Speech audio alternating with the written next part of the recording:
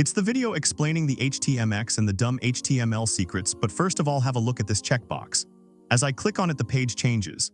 The data it is enduring loads up on the screen directly connected from the server. There are no glitches, flashes, or any lazy reloads.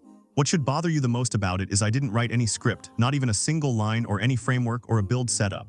Only one attribute that I gave to it did all of the tasks. This is fascinating, right?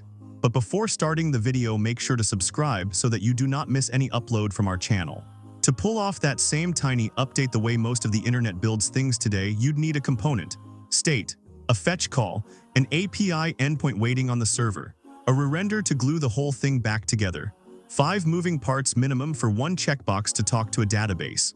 HTMX skips every single one of those steps. The idea behind it is almost offensively simple. Let HTML talk to the server on its own. Let the server answer with more HTML. Drop that HTML straight into the page. That's it, that's the whole trick. The library nobody was supposed to need. HTMX weighs about 14 kilobytes. It has 0 dependencies. It's plain JavaScript under the hood, but you never touch it and you never write it. It wasn't built by a venture-backed team shipping quarterly roadmaps. It came from Carson Gross, a computer science professor teaching in Montana who got tired of watching simple websites turn into engineering projects. Here's the entire mental model in one breath. You add an attribute like hxget to any element. The moment that element is triggered, HTMX fires a request to your server. The server responds with a chunk of finished HTML. HTMX slots that HTML into the page right where you told it to go. Request, response, swap, 3 steps. That's the loop the whole library runs on. Any tag can make a request. A div, a paragraph, a table row, a search box that fires while you're still typing. The thing that triggers it doesn't have to be a click either. It can be literally any browser event, a page load, a mouse hovering too long, a value changing, a timer ticking in the background. It doesn't stop at GET requests either. HTMX speaks the full HTTP vocabulary: get, post, put, patch, delete. The actual verbs the web was designed around, not just the 2 that plain HTML forms have ever supported. And you decide exactly which piece of the page gets replaced when the response comes back. The whole element, only its insides, or a chunk appended onto the end. Any element, any event, any verb, any target, that's the whole feature set. And somehow that's enough to build almost anything. The numbers that made developers pay attention. Let's talk size, because size is where this gets uncomfortable for the incumbents. HTMX roughly 14 kilobytes. React before your app has written a single line of actual functionality. Only React plus React DOM sitting there doing nothing yet is somewhere north of 40 kilobytes. A real production single-page app, once you count routing, state management, and the rest of the toolchain, regularly ships hundreds of kilobytes of JavaScript before the user sees a single pixel. That gap isn't theoretical, it shows up in migrations. Developers who have ripped React out of production apps and replaced it with HTMX have reported cutting their total codebase by well over half. Dependency counts that were in the hundreds have dropped down to single digits. Build times that used to take minutes have fallen to seconds. That's not a toy project result. That's a team deciding the old way was costing them more than it was giving back. The codebase isn't the only thing that shrinks. The job gets smaller too. Fewer dependencies means fewer version conflicts to untangle on a Monday morning. Fewer build steps means a junior developer can open the project and understand it in an afternoon instead of a week. None of that shows up in a benchmark chart, but ask anyone who's shipped both stacks which one let them sleep better before a release. So it's not exactly a surprise that HTMX quietly became one of the fastest growing repositories on GitHub.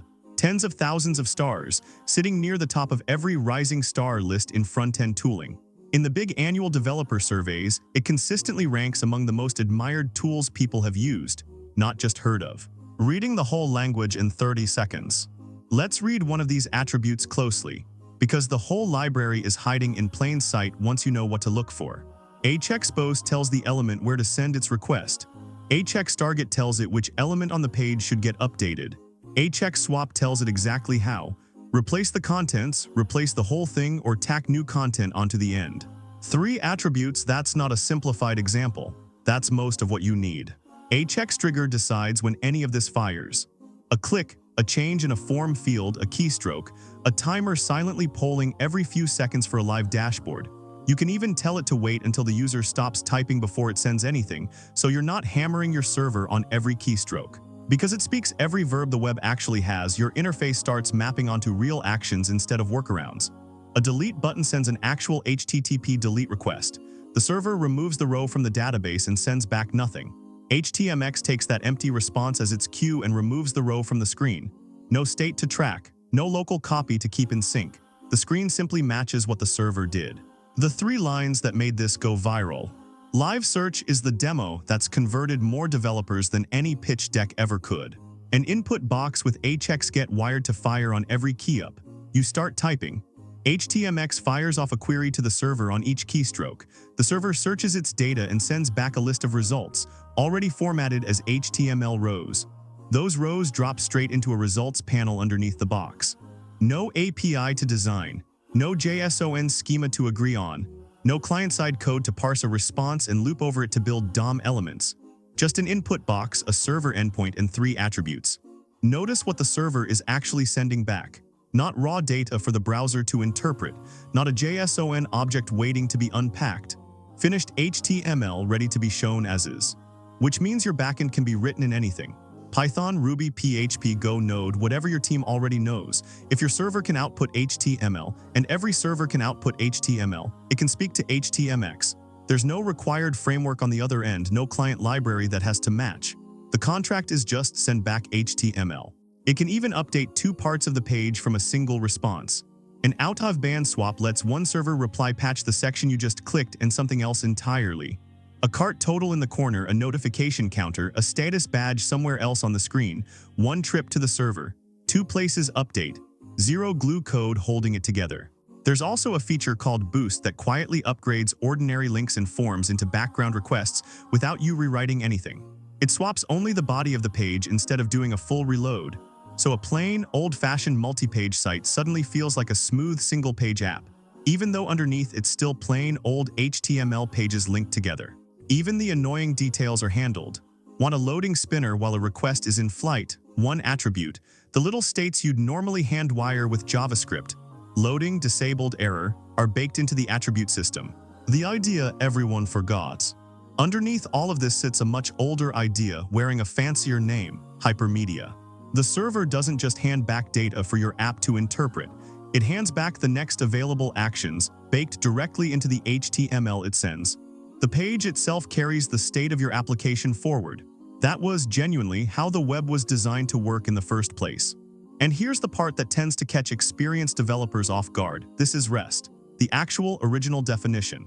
The one Roy Fielding wrote in his dissertation, the one the term is named after. Somewhere over the last 15 years, REST quietly got redefined to mean a JSON API, and most of the industry never noticed the swap happened. HTMX isn't inventing something new here. It's simply walking back to the original definition and building tools around it. It also brings back something that got lost along the way, locality of behavior. Look at an element with HTMX attributes on it, and you can see exactly what it does right there in the markup without opening 4 other files to trace a single click through a codebase. Compare that to debugging a modern single-page app, where what happens when I click this button can mean tracing a dispatch call through 3 layers of state management before you find the line that actually does anything. HTMX collapses that whole chain back down to one place you can point at. Think about what actually disappears when you build this way. In a typical React app, your data effectively lives in 2 places. Once in the database on the server, once in the component state in the browser. And you write an API and keep writing it forever purely to keep those 2 copies in sync. HTMX keeps a single copy of the truth on the server and sends HTML whenever something needs to change. An entire category of why are these 2 things out of sync? Bugs simply stops existing because there's only ever one thing. There's a real community built around this philosophy now too. A free book laying out the whole Hypermedia approach, a very online, very self-aware fanbase that treats the whole thing with equal parts serious engineering discussion and inside jokes. Because it genuinely doesn't care what runs on your backend, the community even gave the stack a name, Hypermedia on whatever you like. Django, Flask, Rails, Laravel, Express, whatever you've already got running. HTMX doesn't ask you to change it. And when you do need real, moment-to-moment interactivity on the client, a drop-down, a toggle, a small animation, you reach for a tiny companion tool, something like Alpine.js sprinkled in right where it's needed, instead of pulling in one giant framework to run the entire page.